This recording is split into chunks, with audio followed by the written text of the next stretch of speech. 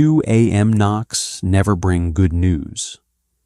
But when I looked through the scratched peephole of my deadbolt, I didn't see the cops or a neighbor locked out of their apartment. I saw the man who ran the city's underworld, Gabriel Russo. His expensive wool coat was soaked in rain and something much darker. He leaned heavily against my doorframe, head hanging, stripped of his usual terrifying composure. I had 100 reasons to leave the door locked. I reached for the deadbolt anyway. The lock clicked, sounding like a gunshot in the quiet hallway. I opened the door just enough to leave the chain engaged, peering out into the dim, flickering fluorescent light of the corridor. Gabriel didn't look up immediately. He was breathing through his teeth, a sharp hissing sound that told me exactly how much pain he was in. He swayed, his broad shoulders hitting the drywall with a dull thud. "Gabriel," I said, keeping my voice flat. His head snapped up. His eyes, usually a cold, calculating gray, were glassy and unfocused. He blinked, struggling to pull my face into focus. His dark hair was plastered to his forehead, dripping rainwater down his jaw. When he finally recognized me, a harsh, jagged breath rattled in his chest. "Harper," he rasped. His voice was entirely wrong.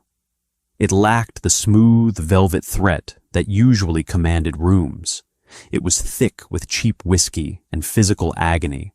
"You can't be here," I said, my grip tightening on the edge of the door. "If someone followed you, no one followed." He dragged a hand down his face, smearing a streak of grease and crimson across his cheekbone. "I made sure. I couldn't go to the clinic. They're watching the clinic." I stared at him. 3 years ago, I was an exhausted ER trauma nurse working the graveyard shift. Gabriel had been brought in through the loading dock with a knife in his ribs. He had grabbed my wrist with a grip like a vice and told me that if I wrote his name on a chart, he would ruin my life. I stitched him up in silence. A week later, my crushing mountain of nursing school debt mysteriously vanished, paid in full by an anonymous holding company. I quit my job the next month, bought a quiet little flower shop, and tried to forget the transaction. Now he was bleeding on my welcome mat. "I'm not a nurse anymore," I told him. "I know," he said. His knees buckled. He didn't fall completely, catching himself on the doorframe, but the sudden drop of his dead weight ripped a groan from his throat. The smell hit me then. Rain, expensive cedarwood cologne, stale scotch, and the unmistakable, heavy scent of copper. I cursed under my breath, unlatched the chain, and pulled the door wide. He stumbled forward, bringing the cold dampness of the storm into my cramped living room. I caught him under the arm, staggering as his weight settled against me. He was solid, built like a heavyweight fighter under the ruined tailoring of his suit. "To the bathroom," I muttered, hauling him forward. "Don't bleed on the rug. I can't afford the deposit." A breathless, broken sound escaped him. It took me a second to realize it was a laugh. "Practical as always, Harper." We made it to the bathroom. I practically dropped him onto the edge of the porcelain bathtub. He slumped against the tiled wall, his chin resting on his chest heaving. I locked the front door, drew all the blinds, and grabbed the heavy first aid kit I still kept under the kitchen sink. When I returned, he was trying to shrug out of his coat, his fingers clumsy and shaking. "Stop," I ordered, dropping the kit on the counter. "You're tearing the tissue." I knelt in front of him. Up close, the damage was worse than I thought. The left side of his suit jacket was sodden. I didn't ask for permission. I pulled the lapels back, easing the heavy wool off his shoulders, and then went to work on the buttons of his dress shirt. My hands were steady. That was the curse of trauma training. Panic always waited until the job was done. "Who did this?" I asked, peeling the ruined fabric away from his side. "Disagreement," he muttered, closing his eyes. "Family business." A bullet had grazed his left side, tearing through the muscle just above his hip. It was ugly, jagged, and bleeding freely, but it wasn't a through-and-through puncture. The real problem was the swelling near his ribs and the defensive knife slash across his forearm. I grabbed a bottle of saline and a stack of gauze. "This is going to burn." "Do it." I flushed the wound. Gabriel went rigidly still, his jaw locking so tight I thought his teeth might crack, but he didn't make a sound. I worked in silence, cleaning the debris, checking for signs of infection or deeper internal damage. He smelled strongly of alcohol, a heavy, numbing layer of scotch he had clearly used to manage the shock before dragging himself to my door. "Why my apartment?" I asked, keeping my focus on the needle I was threading. "You have safe houses, you have private doctors, you have an army of men in cheap suits." He opened his eyes. The glassiness was fading, replaced by a raw, exhausted intensity. He looked at me, really looked at me, watching my hands as I prepped to stitch the torn flesh. "Because," he said quietly, his voice scraping against the quiet of the bathroom, "you're the only person in this city who doesn't want anything from me, and you're the only one I know who won't sell me out by morning." I paused, the needle hovering over his skin. I met his gaze. There was no manipulation there, just a terrifying, naked honesty. "Don't give me that much credit," I told him, breaking the eye contact. "I'm just terrified of you." "Good," he whispered, his eyes sliding shut again. "Keep it that way." I drove the needle in. The harsh hum of the refrigerator was the only sound in the apartment. Sunlight, gray and filtered through the smog, crept through the gaps in the living room blinds. I sat at the small kitchen island, staring at a mug of black coffee that had gone cold an hour ago. My knuckles were stiff. I hadn't slept. After I finished stitching Gabriel back together, I had managed to drag him out of the bathroom and onto my second-hand sofa. He had passed out almost immediately, his breathing evening out into a heavy, drug-like sleep. I spent the rest of the night scrubbing his blood off my bathroom tiles with bleach. Now, I watched him from across the room. He was too long for the couch, his feet hanging over the armrest. Without the tailored suit and the imposing posture, he just looked like a man. A tired, battered man with dark circles under his eyes and a patchwork of gauze taped to his side. The gun he had pulled from his waistband before passing out sat on my coffee table, an ugly, heavy piece of metal that looked completely out of place next to my stack of paperback novels. A groan broke the silence. Gabriel shifted, his face twisting in pain as the movement pulled at his fresh stitches. His eyes snapped open. For a fraction of a second, there was total disorientation. Then, the training kicked in. His gaze swept the room, locking onto the door, the window, and finally, me. He didn't jump up. He didn't reach for the gun.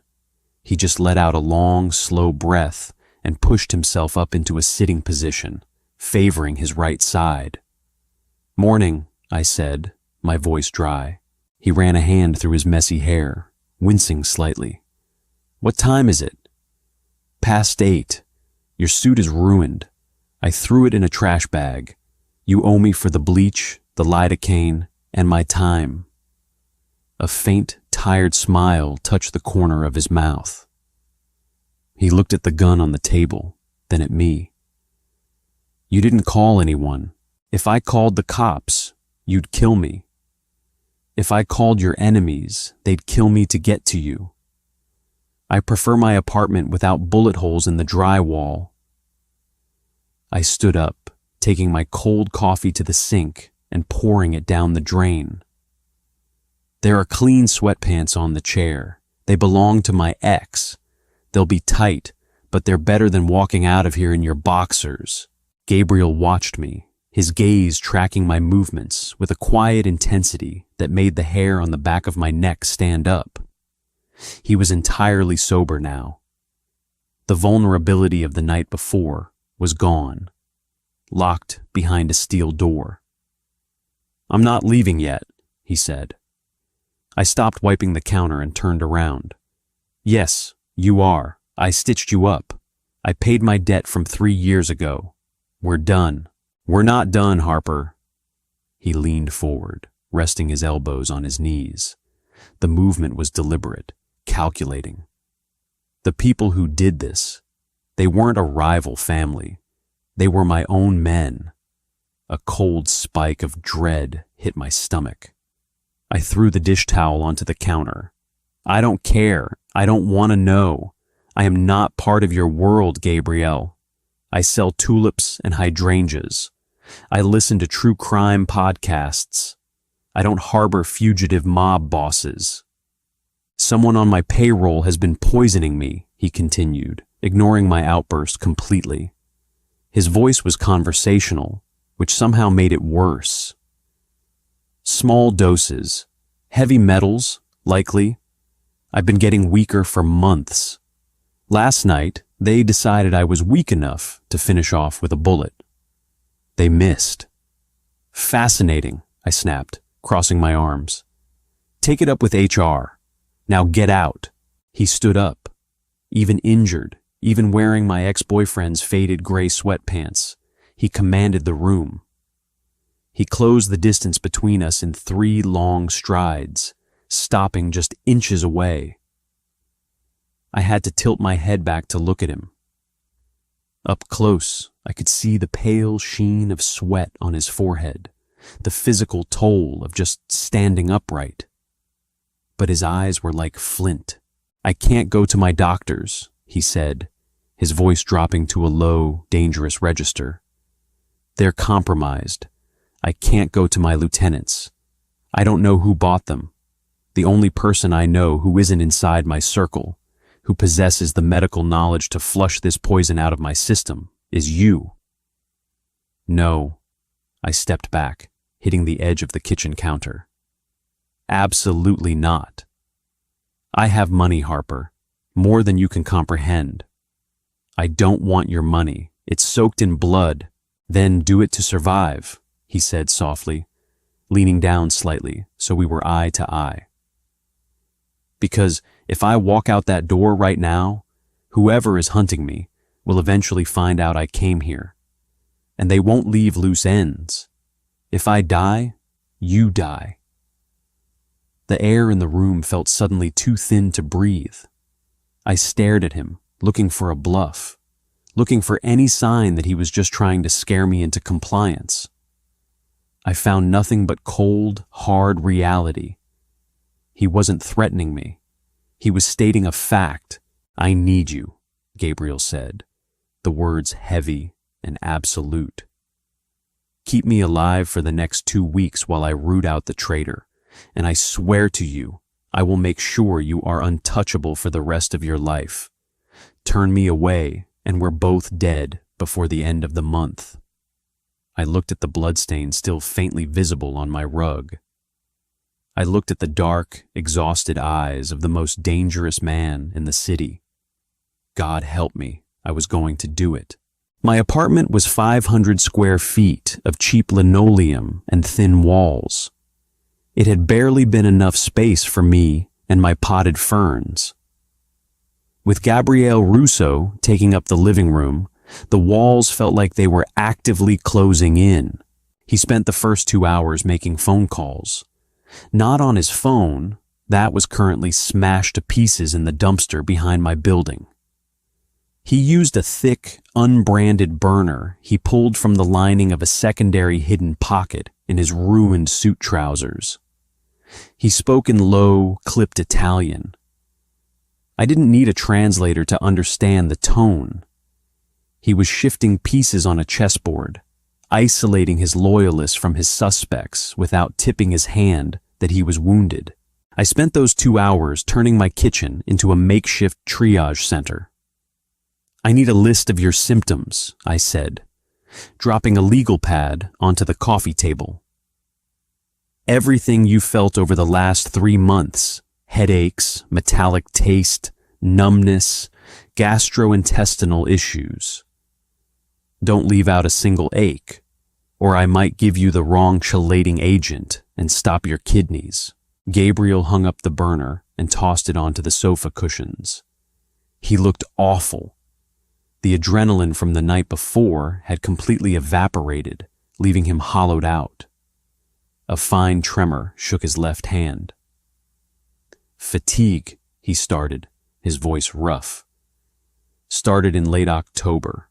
Thought it was just the hours, then the migraines, blinding pain behind the right eye. A week ago, I started losing feeling in my toes, like walking on cotton. Nausea, only in the mornings. I scribbled notes, my mind falling back into the familiar clinical rhythm of emergency diagnostics. Hair loss? Changes in the pigment of your nails? He hesitated, a flicker of something close to embarrassment crossing his face before the mask slammed back into place.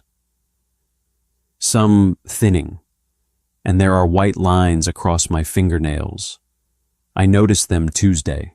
Mises lines, I muttered, writing it down. Classic presentation of arsenic or thallium poisoning. It takes months to build up to a lethal dose. Someone was very patient. They didn't want you to die suddenly. They wanted it to look like a degenerative disease. Heart failure, eventually. Gabriel's jaw tightened. Who has access to my food? He asked, though he was speaking to himself, not me. I don't care about your assassins, I interrupted, tearing the top sheet off the pad. I care about keeping your liver from shutting down. I can't write a prescription for Demercaprol or Prussian blue. Any pharmacy filling that order will have to report it to the CDC and then to the police. I have a guy. No. I stared him down. You don't trust anyone in your circle, remember? That includes your back alley doctors. If they get a request for heavy metal antidotes, whoever is poisoning you will know exactly what you're doing. Then what is your brilliant alternative, Harper? Veterinary supplies. He blinked, leaning back against the couch cushions, wincing as the movement pulled his stitches. You want to treat me like a dog. I want to treat you like a mammal with kidneys, I corrected sharply. I have a contact at a large animal rescue out in the valley. They keep chelating agents on hand for livestock that graze on contaminated soil. It's the exact same chemical compound, just a different label. She owes me a favor. I can get the IV bags, the saline, and the meds. But I need cash. A lot of it. Gabriel reached into the pocket of the sweatpants. He pulled out a thick, folded wad of $100 bills secured with a silver money clip. It had to be at least $10,000. He tossed it onto the table. Take what you need. I stared at the money. It felt heavy, dangerous.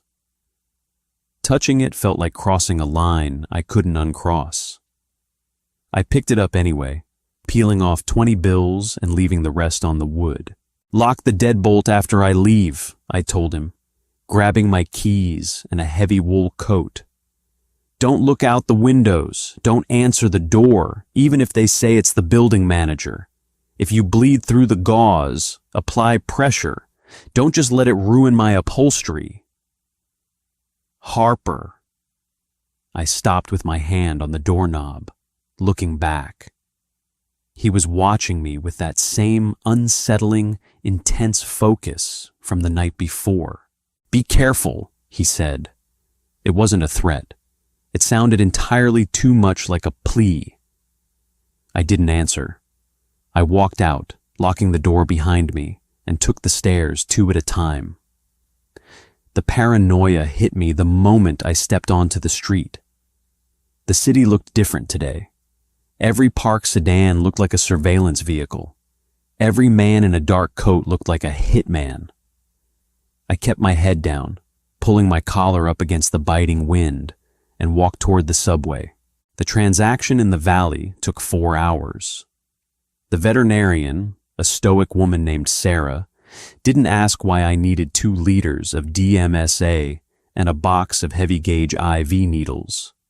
She just took the cash, handed me a duffel bag, and told me to lose her number. By the time I got back to the apartment, the winter sun had set, plunging the city into darkness.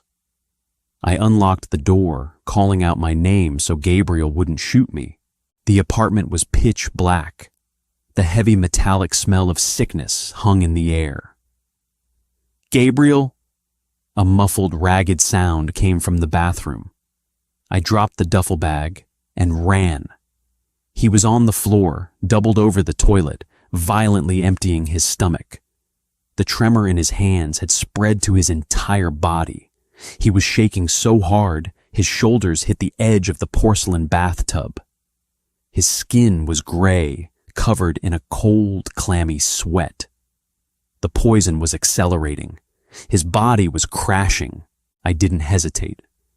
I dropped to my knees on the cold tile, grabbing a towel from the rack and pressing it against the back of his neck. "I'm here," I said, my voice steady, professional, masking the sudden spike of fear in my chest. "I've got the meds. We're going to fix this." The first 24 hours of chelation therapy are brutal. The medication binds to the heavy metals in the bloodstream, forcing the body to process and excrete toxins that have been lodged deep in the tissues for months. It doesn't just cure you, it turns your body into a war zone first. Gabriel was losing the war. I had managed to drag him back to the couch and get an IV line secured in the crook of his right arm. A clear bag of saline and chelating agents hung from a wire coat hanger I had taped to the wall above him. By midnight, his fever spiked to 103. He thrashed against the cushions, tangling the IV line. I had to straddle his legs just to keep him from kicking the coffee table over, pinning his left arm down so he wouldn't tear out the stitches on his side. "Hold still," I commanded, pressing a bag of frozen peas wrapped in a kitchen towel against his burning forehead. "Gabriel, look at me. Look at the wall. Find a focal point." His eyes were completely dilated, swimming in delirium. He wasn't in my apartment anymore. He was trapped somewhere in his own violent past. "Tell Marco to burn the ledgers," he muttered, his voice a gravelly, slurred mess. His free hand gripped the fabric of my jeans, twisting the denim with terrifying strength. "Burn them. They're coming through the north dock." "Nobody is at the dock," I said calmly, swapping the warm bag of peas for a fresh ice pack. "You're in my living room. You're safe." "Don't lie to me," he snarled, a sudden vicious flash of the mob boss breaking through the fever. He yanked me forward by the waist of my jeans. Our faces were inches apart.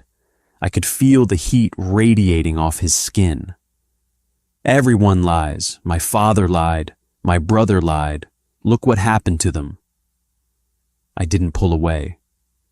If I showed fear, his paranoid, fever-addled brain would register me as a threat.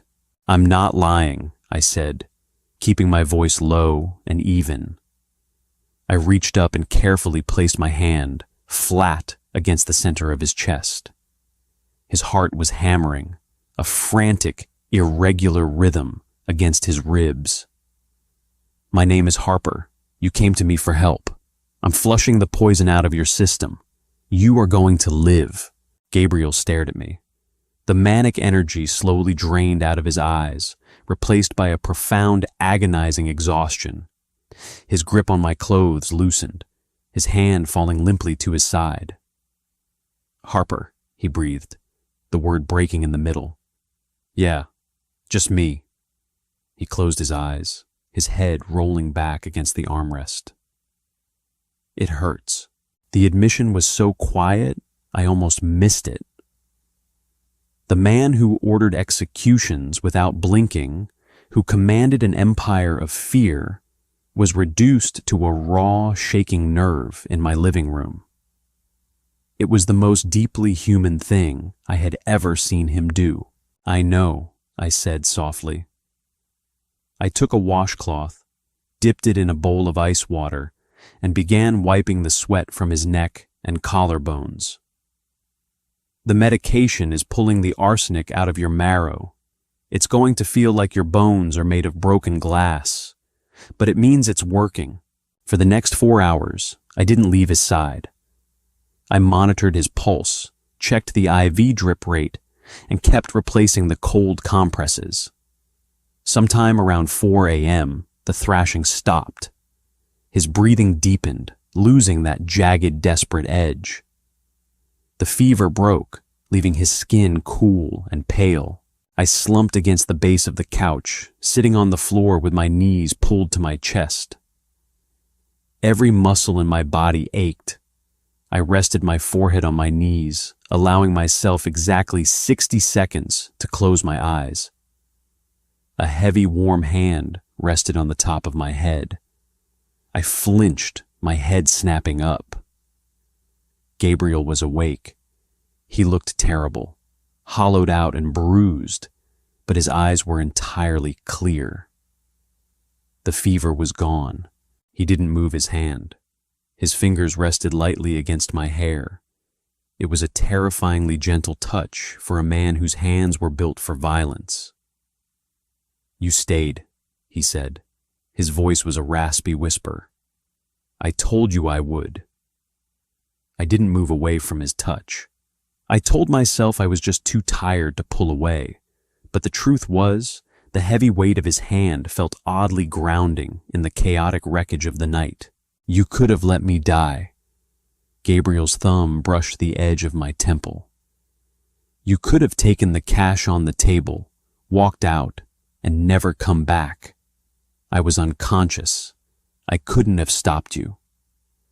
"I'm a nurse," I deflected, looking down at the empty IV bag hanging from the coat hanger. "Or I was. We have a complex about keeping people breathing." "Don't bullshit me, Harper." The edge was back in his voice, but it lacked its usual coldness. "I know what you are. I saw it 3 years ago in that ER. You're a survivor. Survivors don't take unnecessary risks. They run. Why didn't you run?" I looked up at him. The dim light of the street lamp filtering through the blinds cast harsh shadows across his face, highlighting the sharp angles of his jaw and the bandage taped to his side.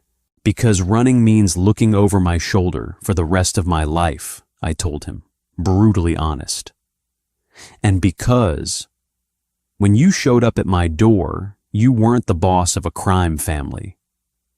You were just a man bleeding on my mat who asked for help. I can't turn that away. It's a fatal character flaw."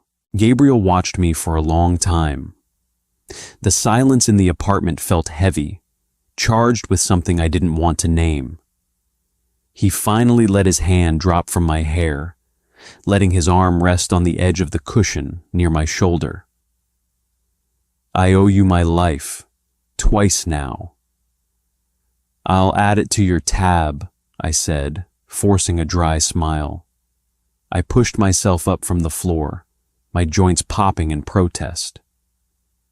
"I need to change your IV bag. Try to sleep." As I turned my back to prep the new saline line, I felt his eyes on me. The dynamic in the room had shifted, settling into something new, something deeply dangerous. I wasn't just his doctor anymore, and he wasn't just my patient. We were bound together in this cramped apartment, circling each other in the dark, waiting to see who would cross the line first. By day 4, the apartment stopped smelling like a triage center and started smelling like a cage. Chelation therapy wasn't a magic switch. It was a grueling, ugly process of stripping the body down to its studs. Gabriel spent the first 3 days mostly asleep, waking only to force down water, endure the IV drip, and violently expel whatever toxins his kidneys had managed to process. I barely slept. I existed on a diet of stale crackers, black coffee, and the constant, low-level hum of anxiety that told me a hit squad could kick my door in at any second. But on the morning of the 5th day, the dynamic shifted. I woke up on the floor, a stiff crick in my neck, wrapped in a fleece blanket I didn't remember pulling over myself. I blinked against the harsh morning light, fighting through the blinds. The couch was empty. The IV stand, my jury-rigged coat hanger, was bare. Panic, cold and sharp, spiked in my chest. I scrambled up, my bare feet slapping against the linoleum. Gabriel? In the kitchen. I rounded the corner. He was standing by the stove. He was wearing the same faded gray sweatpants, but he had found a clean, oversized black t-shirt in the bottom of my laundry basket. He was leaning heavily against the counter. His weight shifted entirely to his right leg to favor his stitched side. But he was upright. More importantly, he was making coffee. "What are you doing?" I demanded, my voice raspy from disuse. "You shouldn't be standing. If you tear that muscle wall..." "I'm fine, Harper." He didn't look at me, keeping his focus on the cheap plastic drip maker. His voice was stronger, the gravelly weakness of the fever completely gone. The steel was back in his spine. "My head is clear. The numbness in my hands is fading. The treatment is working." I walked over, grabbed his wrist, and pressed my 2 fingers against his pulse point. He didn't pull away.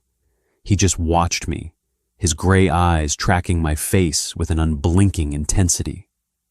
His heart rate was steady, strong. The clammy grayish tint to his skin had been replaced by a healthy, albeit pale, color. "You're a terrible patient," I muttered, dropping his wrist. "I'm a pragmatic one. I needed to know if I could hold a gun without dropping it. I can." He reached past me, pulling 2 ceramic mugs from the cabinet. He poured the coffee, black, and slid one across the cheap laminate counter toward me. "Drink." I wrapped my hands around the warm ceramic. The absurdity of it hit me.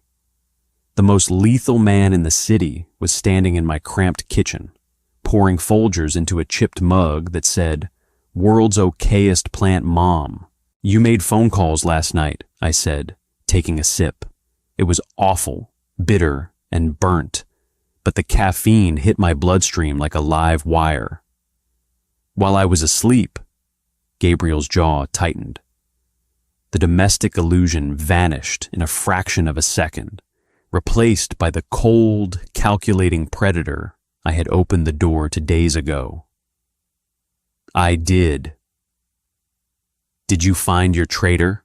He picked up his mug, staring down into the dark liquid as if looking for a reflection. "Arthur, my underboss. I grew up with him. His father taught me how to shoot."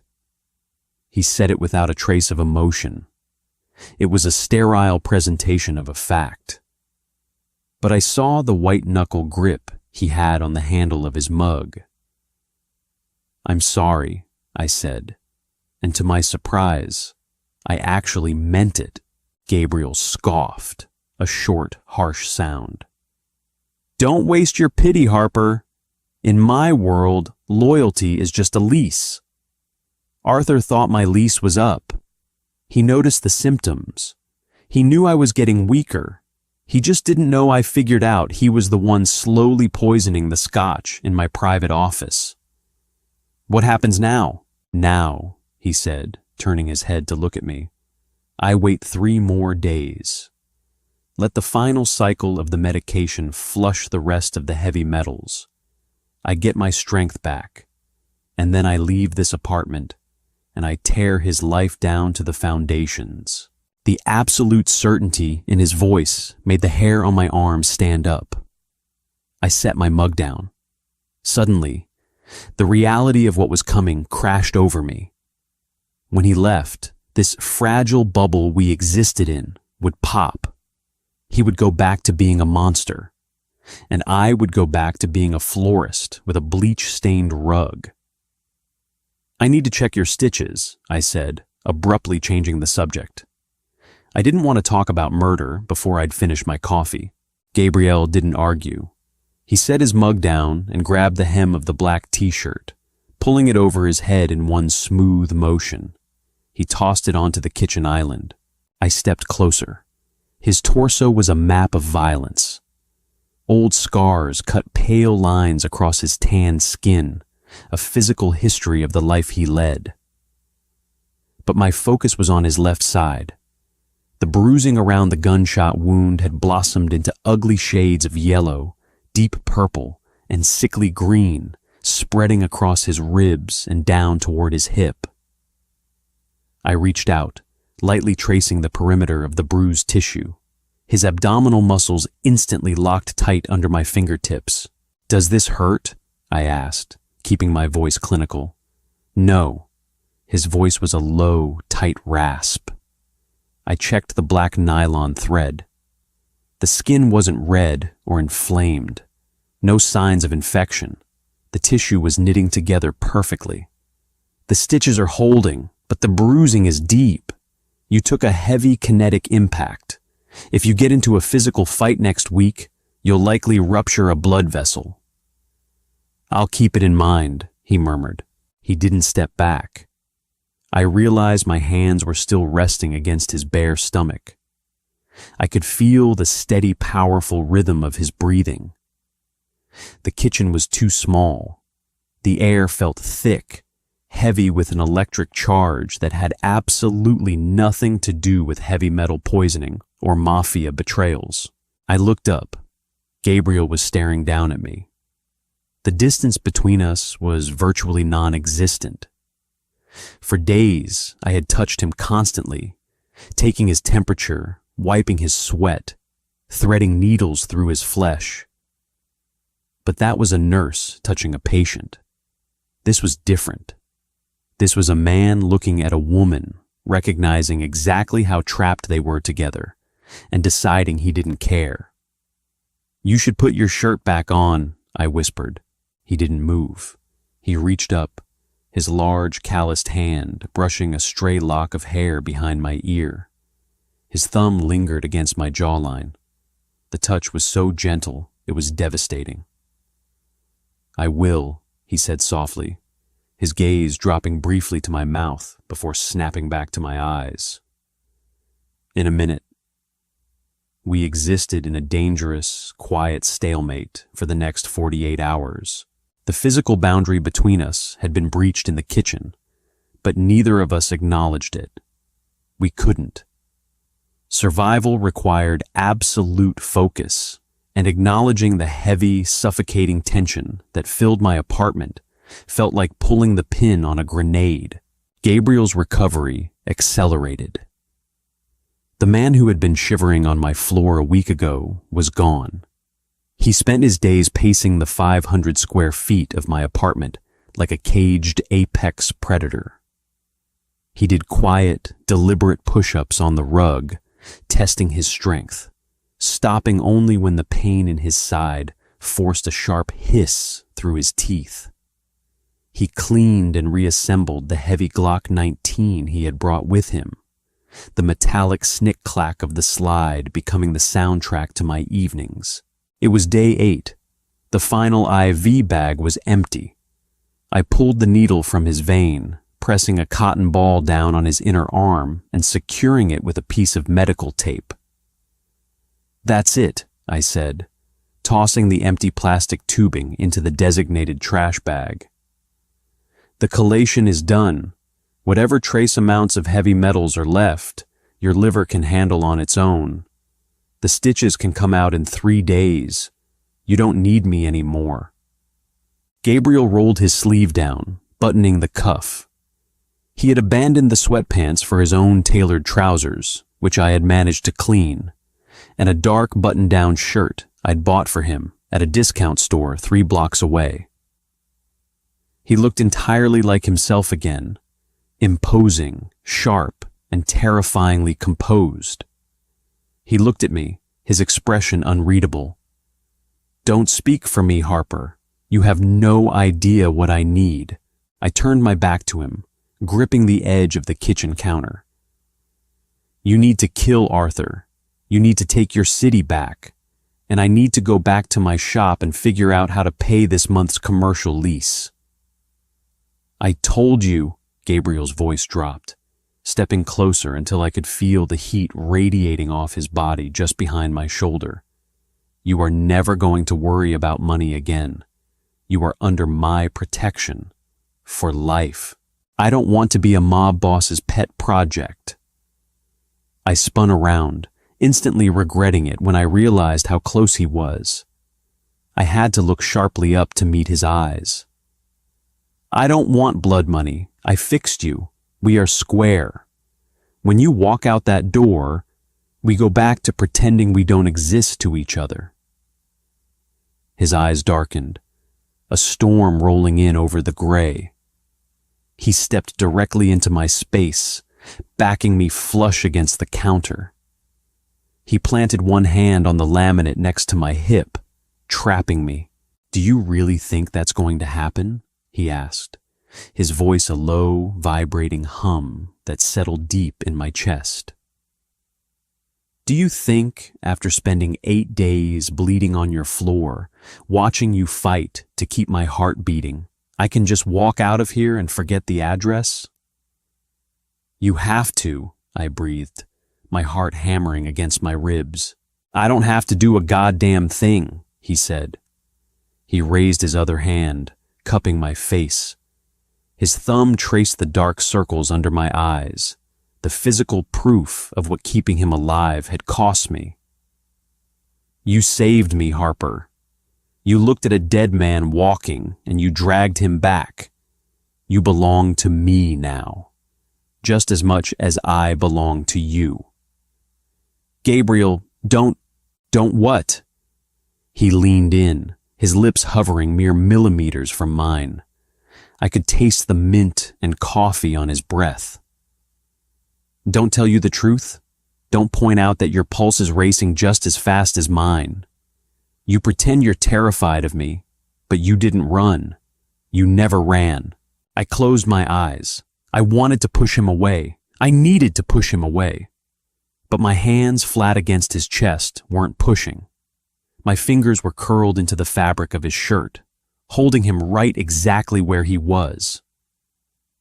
He tilted his head, his mouth brushing against mine. A question, a threat, a promise. Bang, bang, bang. The heavy, violent sound of fists pounding against my front door shattered the silence like glass. I jumped, a yelp tearing from my throat. Gabriel moved so fast my brain barely registered the shift. In less than a second, the intimacy evaporated. He pushed me hard behind him, shoving me into the narrow alcove between the refrigerator and the wall. The Glock was instantly in his hand, the safety clicking off with a terrifyingly loud snap. Bang, bang, bang. "Harper, open the door." It was a voice I recognized. It wasn't a hitman. It wasn't Arthur. "It's Dave," I whispered, my voice shaking as I peeked out from behind Gabriel's broad shoulders. "My building manager." Gabriel didn't lower the gun. His eyes were locked on the deadbolt, cold and dead. Why is he here? I don't know. He's supposed to be out of town. Harper, I know you're in there. Dave's voice was muffled through the cheap wood, but it sounded strained, pitchy, wrong. There's a water leak in the unit below yours. I need to check your pipes. Open the door.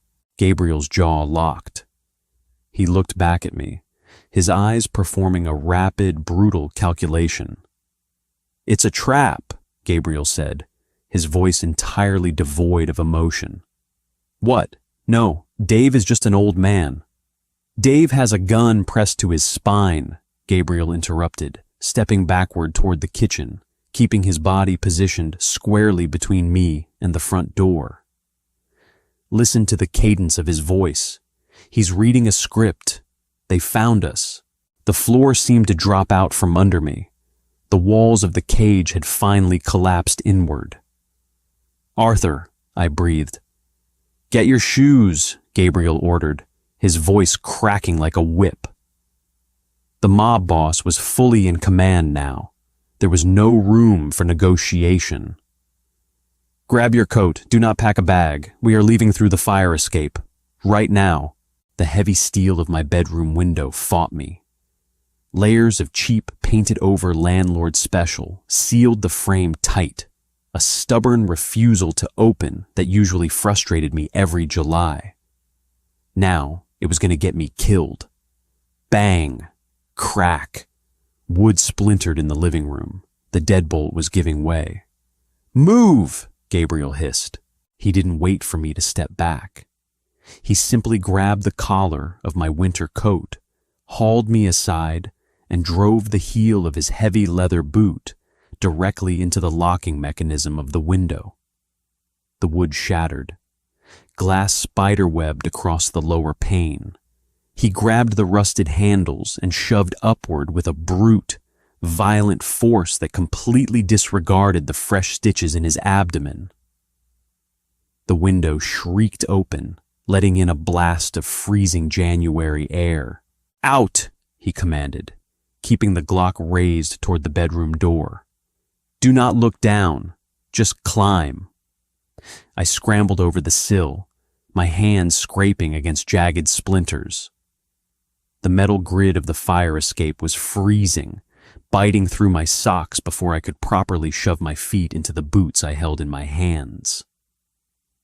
I didn't bother tying the laces. I just threw myself toward the rusted iron stairs. Behind me, the front door of my apartment gave way with a thunderous crash. Clear the rooms, a voice shouted. It wasn't Dave, the building manager. It was harsh, professional, and entirely devoid of hesitation. Gabriel slipped through the window with terrifying grace. He didn't scramble. He moved with a practiced, predatory fluidity, instantly pivoting to cover the window behind us. Down, he ordered, his voice a low vibration over the howling wind. Fast, Harper. We were on the 4th floor. The descent felt like a nightmare moving in slow motion. My boots slipped on the icy iron grates. Below us, the narrow alleyway was a canyon of shadows and overflowing dumpsters. Above us, flashlights sliced through the darkness of my bedroom. Window! Someone yelled from above. Gabriel didn't hesitate. He raised the Glock and fired twice. The concussive boom of the gunshots in the narrow alley was deafening, ringing in my ears like a physical blow. Glass rained down on us from the 4th floor, followed by a sharp cry of pain. Keep moving, he barked. I hit the 2nd floor landing and practically threw myself down the final set of stairs, the rusted metal shaking violently under our combined weight. The drop ladder to the alley was rusted into its tracks. I yanked on the release lever, but it wouldn't budge. It's stuck! I screamed over the wind and the ringing in my ears. Gabriel landed beside me. He didn't waste time on the lever.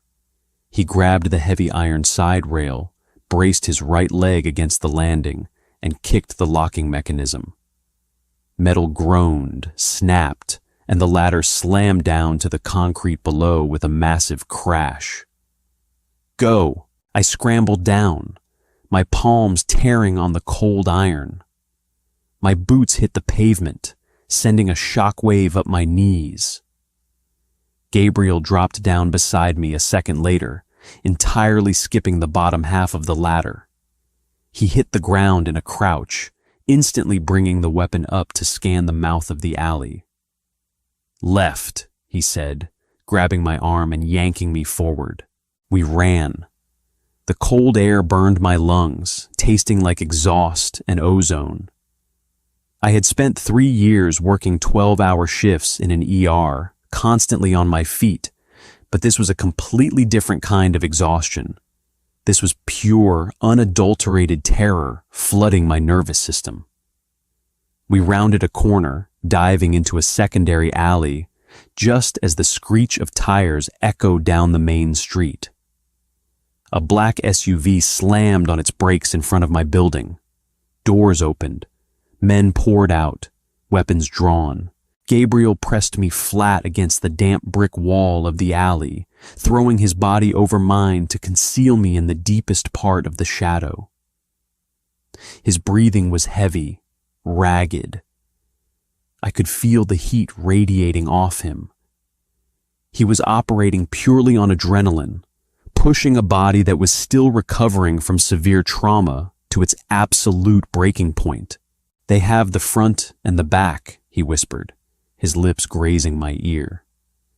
He wasn't panicking. He sounded entirely calm, running tactical calculations in a mind built for war. We need wheels. There's a parking garage 2 blocks east, I breathed, my chest heaving against his. My friend parks her old sedan there. She keeps a spare key magnetically attached inside the rear bumper. I know the spot. Gabriel looked down at me. Even in the pitch black, I could see the sudden flash of respect in his gray eyes. Lead the way. We moved through the shadows like ghosts. Every time a car drove past, we froze, pressing into doorways and behind trash receptacles. The 2 blocks took 15 minutes to navigate. By the time we slipped into the concrete cavern of the parking garage, my hands were entirely numb from the cold. I found the beat-up blue sedan on the 2nd level. I dropped to my knees, scraping my hands along the filthy underside of the rear bumper until my fingers brushed a small plastic box.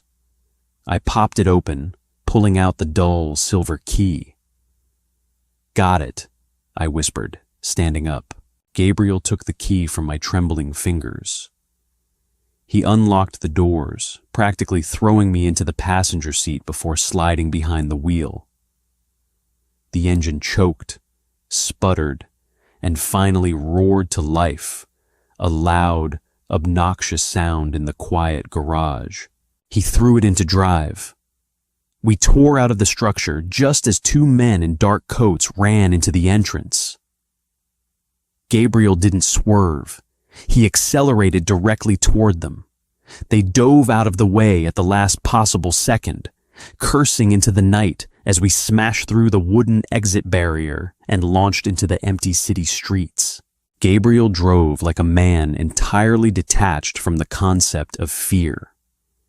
We tore through the city grid, taking erratic turns, doubling back, and running red lights to ensure we didn't pick up a tail. The silence in the car was absolute, broken only by the rattle of the old sedan's failing suspension. I sat with my knees pulled up to my chest, staring out the window at the blurred streetlights. My apartment was gone. My job at the flower shop was gone. My quiet, boring, safe life had been incinerated in the span of 10 minutes. "Where are we going?" I asked, my voice flat, entirely hollowed out. "South," Gabriel replied. His eyes were locked on the rearview mirror. "I have a property down by the old shipping yards. Bought it through a shell company 10 years ago. Not even Arthur knows it exists." He looked terrible in the harsh yellow glow of the passing street lamps. The adrenaline was wearing off, leaving behind a pale, exhausted shell. He gripped the steering wheel so tightly his knuckles were white, his jaw locked in a permanent clench. "Pull over," I said. "We can't stop, Harper." "You are tearing your stitches," I snapped, pointing at his left side. "Pull the car into that alley. Let me check the wound. If you bleed out in the driver's seat, we both die."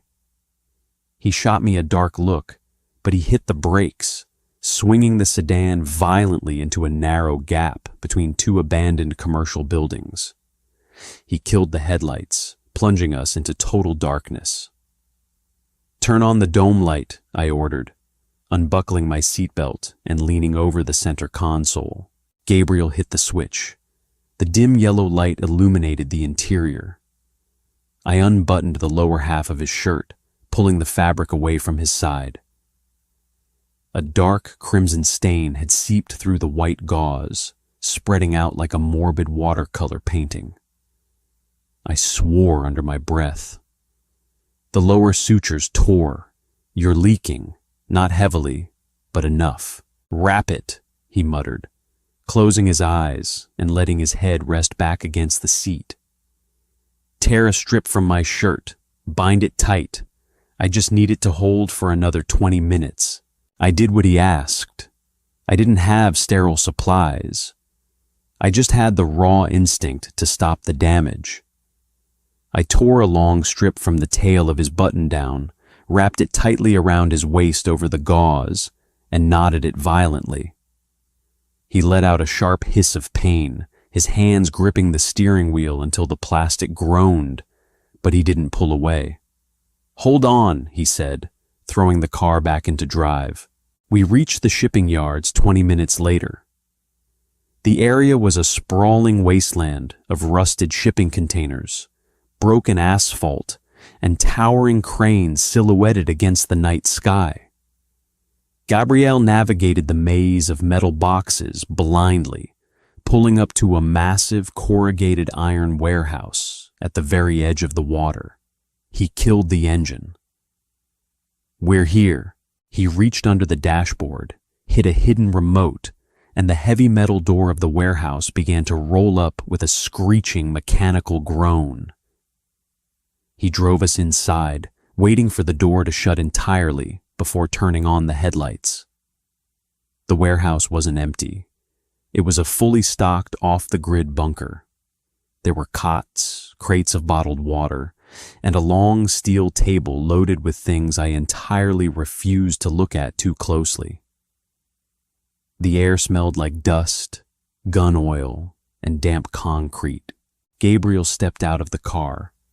He swayed on his feet, catching himself on the doorframe. I was at his side in an instant, wrapping my arm around his waist and throwing his heavy arm over my shoulders. "I've got you," I said, taking his weight. We walked slowly toward the back of the warehouse, settling him onto a heavy leather armchair that looked completely out of place in the industrial setting. He slumped back, his eyes fixed on the ceiling. "I need to make calls," he rasped, reaching into his pocket for a burner phone I didn't know he had on him. "You need to lie down." "I need an army, Harper," he said, lowering his head to look at me. The gray in his eyes was stormy, violent, and utterly devoid of mercy. "Arthur crossed the final line. He came for me in your home. He put a target on your back. There is no coming back from that." I stood in the center of the cold concrete floor, wrapping my thin coat tighter around my shoulders. "What does that mean?" "It means the waiting game is over." He dialed a number, his thumb pressing the keys with mechanical precision. "Tomorrow night, I burn his empire to the ground." I watched him. The realization hit me like a physical weight. The man who had been a vulnerable, sick patient in my apartment was entirely gone. The mob boss had returned, fully operational and hell-bent on destruction. And I was standing right beside him. He finished the call, dropping the phone onto a nearby crate. He leaned forward, ignoring the fresh crimson staining his bandage. He looked at me, really looked at me, seeing the exhaustion and the fear shivering through my frame. "Come here," he commanded softly. I didn't want to. I wanted to run, but my feet moved on their own, carrying me across the cold floor until I stood between his knees. He reached up, wrapping his large hands around my hips. He pulled me slightly closer. "You're shaking." "It's cold," I lied. "You are safe here," Gabriel stated, a vow etched in steel. He rested his forehead against my stomach, an agonizingly intimate gesture that sent a jolt straight through my nervous system. "I swear on my life, Harper, no one will ever touch you." I rested my hand on the back of his neck, my fingers threading through his dark hair. We were entirely past the point of pretending. We had crossed a boundary in that apartment, and now, standing in this freezing warehouse, the final lock snapped shut. I was no longer just the woman who saved him. I was the woman standing beside him in the dark. The heavy metal door of the warehouse rolled up just after midnight, admitting 4 black SUVs. Men poured out. They didn't speak. They moved with a grim, practiced efficiency, unloading heavy canvas bags and tactical gear onto the cracked concrete floor. I sat in the oversized leather armchair, my knees pulled tightly to my chest, watching Gabriel transform. He wasn't the man who had collapsed on my rug. He wasn't the feverish patient who had gripped my hand in the dark. He was a force of nature, shedding the vulnerability I had tended to for the last week like a cheap, discarded coat. He strapped a Kevlar vest over his ribs, carefully securing it over the thick layer of bandages to protect his torn stitches, and concealed the armor beneath a dark, tailored jacket. He checked the magazine of his Glock, the sharp, metallic clack echoing off the high corrugated ceiling. He walked over to me. The warehouse instantly fell dead silent. His men averted their eyes, suddenly finding the floor very interesting, giving us a wide, respectful berth. "I am leaving 2 men outside the perimeter," Gabriel said. His voice was low, meant only for my ears. "They won't come inside. The door is wired to a separate security grid. Do not hit the release switch for anyone but me. Understood?" "What if you don't come back?"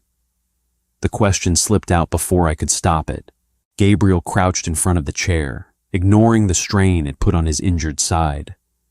He took my face in his hands. His palms were rough, calloused, and freezing cold. "I am coming back," he stated.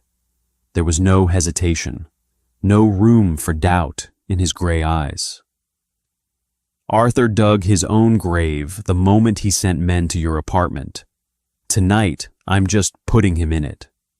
He kissed my forehead, a hard, lingering press of his lips against my skin, and then he stood up. He didn't look back as he walked toward the waiting vehicles. The engines revved, a deep, guttural roar that drowned out the silence. The heavy door rolled shut behind them with a final booming thud, sealing me in the bunker. The weight was a physical torment. I paced the concrete floor.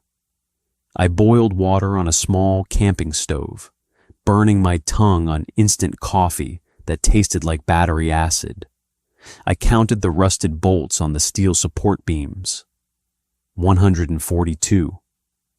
I checked his remaining medical supplies, blindly organizing gauze and saline bags I no longer needed just to keep my hands moving. Every creak of the metal roof sounded like a gunshot. Every gust of wind rattling the siding sounded like an engine approaching in the dark. I was a civilian. I belonged in brightly lit hospitals, tending to scraped knees and exhaustion. I belonged in my quiet shop, cutting stems and arranging hydrangeas. But as the hours crawled past, I realized something terrifying. I wasn't praying for Gabriel to find his conscience. I wasn't hoping for a peaceful, diplomatic resolution. I was praying for him to win. I wanted him to tear his enemies apart. I had crossed the line. I was in the dark with him. Dawn finally broke, filtering pale, gray light through the grime-caked skylights far above. The cold in the warehouse became a living thing, settling deep into my bones. At 6:15 a.m., the proximity alarm on the wall flashed a silent, blinding red. My heart stopped. I backed away from the console, grabbing a heavy iron wrench off the supply table. My palms were sweating so much the metal slipped in my grip. The console beeped twice. A green light flashed. The heavy door began to groan upward, inch by agonizing inch. I held my breath. A single black SUV idled in the entrance. The driver's side door opened. Gabriel stepped out. He was missing his jacket. His white dress shirt was smeared with grease, soot, and dark, ugly stains that I entirely refused to analyze. He looked exhausted, his shoulders heavy, his movements slow and deliberate. But he was alone, and he was upright. I dropped the wrench. It hit the concrete with a deafening clang. Gabriel looked up. He saw me standing by the table, shivering in the freezing air. He didn't say a word. He just started walking toward me, closing the distance between us with long, determined strides. I met him halfway. I didn't care about the dirt on his clothes. I didn't care about the violence he had just committed in the dead of night. I threw my arms around his neck, burying my face in the curve of his shoulder. He smelled like gunpowder, cold wind, and stale sweat. It was the most incredible thing I had ever breathed in. Gabriel wrapped his arms around my waist, lifting me completely off the cold floor. He buried his face in my hair, exhaling a long, jagged breath that sounded suspiciously like a physical collapse. "It's done," he murmured into my ear, his voice rough and completely broken. "Arthur is gone. The Loyalists have the city locked down. It's over." I pulled back just enough to look at his face. The cold, calculating predator was gone. The man looking back at me was raw, stripped down to his absolute foundation. "Your stitches," I whispered, resting my hand gently against his side. "They held," he promised. He didn't wait for me to say anything else. He leaned down and kissed me. It wasn't the tentative, questioning touch from my narrow kitchen. It was absolute, crushing relief. It was a permanent claim. I kissed him back with equal desperation, my fingers twisting into the ruined fabric of his shirt, anchoring him to me. When we finally broke apart, I rested my forehead against his chest, listening to the steady, powerful rhythm of his heart. The rhythm I had fought to keep beating. "What happens now?" I asked, looking around the empty, cavernous warehouse. Gabriel kept his arms securely around my waist. He looked down at me, the gray in his eyes finally clear of the storm. "Now, we leave this bunker," he said quietly. "I rebuild my house, and you never have to lock your door in fear again." He was the most dangerous man in the city. He had brought a war to my doorstep, shattered my quiet life, and dragged me into the underworld. But standing there in the freezing dawn, feeling the solid, immovable weight of him against me, I knew one thing with absolute certainty. I wasn't a hostage. I was exactly where I belonged. And that brings our incredible journey to an end. I Need You has taken us from a terrified night in a cramped apartment to the freezing, dangerous shadows of the criminal underworld. Harper and Gabriel's story proves that sometimes the most dangerous leap is the one we take for love and survival. If you enjoyed this dark, grounded romance, please hit that like button and share this video with someone who loves a gritty, high-stakes narrative. Don't forget to subscribe and turn on notifications. Drop a comment below. What was your favorite moment between Gabriel and Harper? Stay tuned for more stories.